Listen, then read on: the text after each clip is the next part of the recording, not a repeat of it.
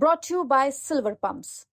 Top quality और consistent performance के लिए सिर्फ सिल्वर पंप नाम याद रखना। हमारी कोई ज़बरदस्ती तो है नहीं कि हम जो है उसको नमाज को हम सड़कों पर पढ़ें।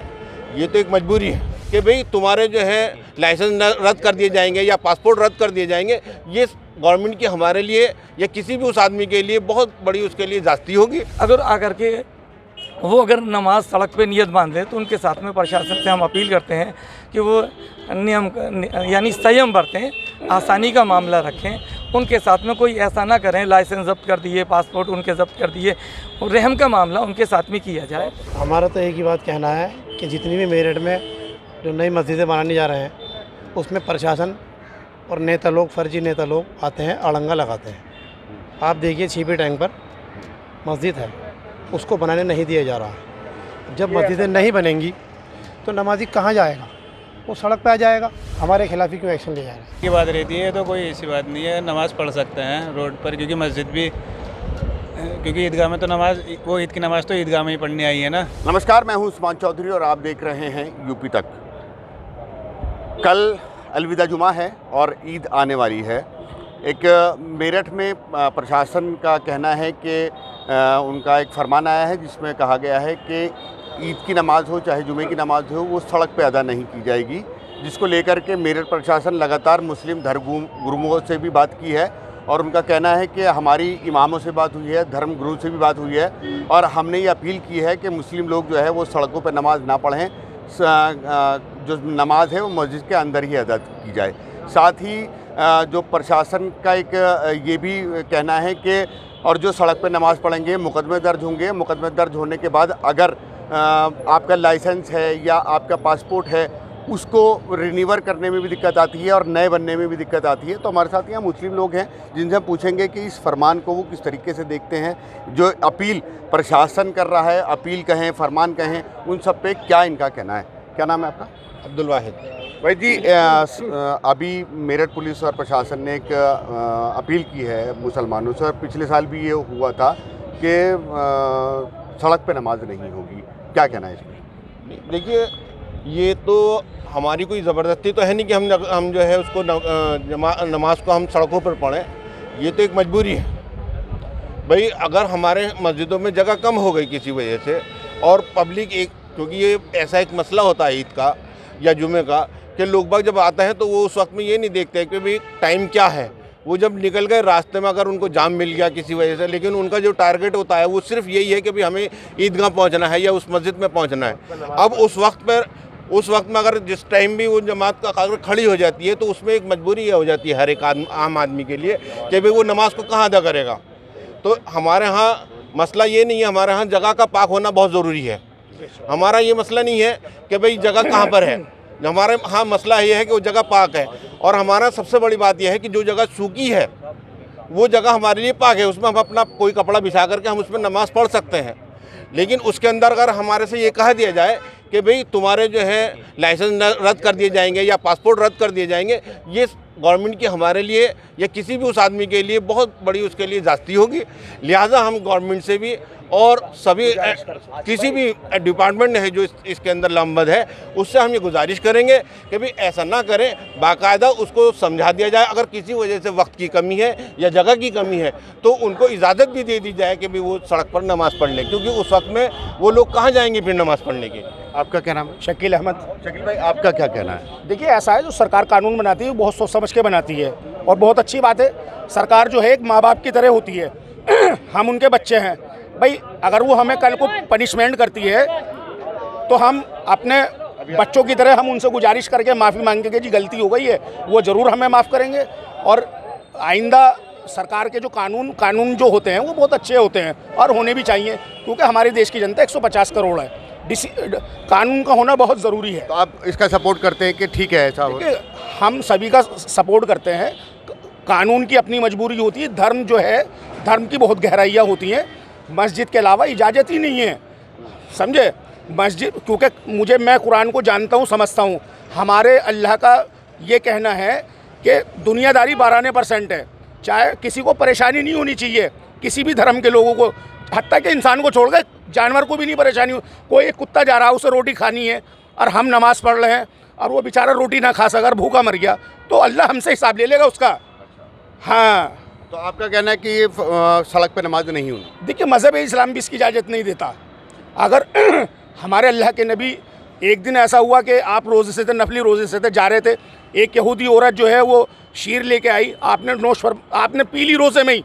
दूसरे साहबी ने कहा अल्लाह के नबी ये क्या, कहने लगा इसका मैं दिल नहीं तोड़ना, अगर इसका दिल टूट गया तो मुझे ऊपर पकड़ लेगी, है रोज़ा तो मैं कल भी कर लूँगा। तो मतलब उससे कोई दिक्कत नहीं? कोई दिक्कत नहीं, मज़हब इस्लाम में बहुत आसानी है, और गवर्नमेंट उसी को पैटर्न को देखते हुए वो हम पे जो है वो कंडीशन लगाती है। आपका क्या नाम है? मनाजिरुल हक। जी, अभी जो मेरठ पुलिस ने और मेरठ प्रशासन का कहना है कि सड़क पर नमाज नहीं होगी। पिछले साल भी मुकदमे हुए थे 200 लोगों पर। इस बार भी कहना है कि हमने मुसलमानों से अपील की है, और साथ ही एक चीज़ और आ रही है कि भाई पासपोर्ट जब मुकदमा दर्ज हो जाता है तो पासपोर्ट में रिन्यूअल नहीं होते, नई नहीं बनते, तो क्या कहना है इस पर? देखिए, साल भर में एक मौका ऐसा आता है ईद का कि हर एक आदमी इस बात ये चाहता है कि वो नमाज अदा कर ले, और बहुत सारे लोग ऐसे होते हैं कि जो मस्जिदों में नहीं जा पाते और उनके कानों तक हमारे उलमा इकराम की बात नहीं पहुंच पाती, और वो बेचारे सुबह जल्दी से उठे, जानमाज हाथ में ली, और मस्जिद फुलम फुल है, अब उन्होंने जहाँ जगह देखी और उन्होंने वहीं नियत बांध ली। तो जबकि हमारे उलमा हमें बराबर इस बात को कह रहे हैं, हमारे उलमा इकराम हमसे इस बात को कह रहे हैं कि भाई सरकार की तरफ से हमारे ऊपर से पाबंदियां हैं और हम मजबूर हैं, आप लिहाजा चाहे एक नमाज ईद की करके चाहे मस्जिद में दोबारा अदा करें, है ना। तो दीन के अंदर आसानी है, दीन के अंदर सख्ती नहीं है। हमारे उलमा इकराम हमें समझा रहे हैं, अब हम उनकी बात को सब मान भी रहे हैं, क्योंकि उनके ऊपर भी पीछे से दबाव है, प्रेशर है, और हमारे उलमा इकराम भी चाहते हैं कि ये ईद हो, जुमा हो, शांति से ये निकल जाए। लेकिन फिर भी कुछ लोग ऐसे होते हैं बेचारे जिन तक मस्जिद में नहीं जा पाते, जिनके कानों तक प्रशासन की बात और उलमा इकराम की बात नहीं जा पाती। अगर आकर के वो अगर नमाज सड़क पे नियत बांध ले, तो उनके साथ में प्रशासन से हम अपील करते हैं कि वो नियम यानी संयम बरतें, आसानी का मामला रखें, उनके साथ में कोई ऐसा ना करें लाइसेंस जब्त कर दिए, पासपोर्ट उनके जब्त कर दिए, और रहम का मामला उनके साथ में किया जाए, हम ये अपील करते हैं। नमाज कहाँ होनी चाहिए, मस्जिद में या सड़क पे? अल्लाह पाक ने हमारे नबी को ये चीज़ अता फरमाई है। अल्लाह ने और नबियों के मुकाबले में सारी दुनिया को हमारे लिए इबादत गाह बना दिया है, सूखी जगह पाक है शरीयत में। आपका क्या नाम है? मेरा नाम मोहम्मद इफ्तिखार है। इफ्तिखार भाई, आपका क्या कहना है इस पूरे मसले पर?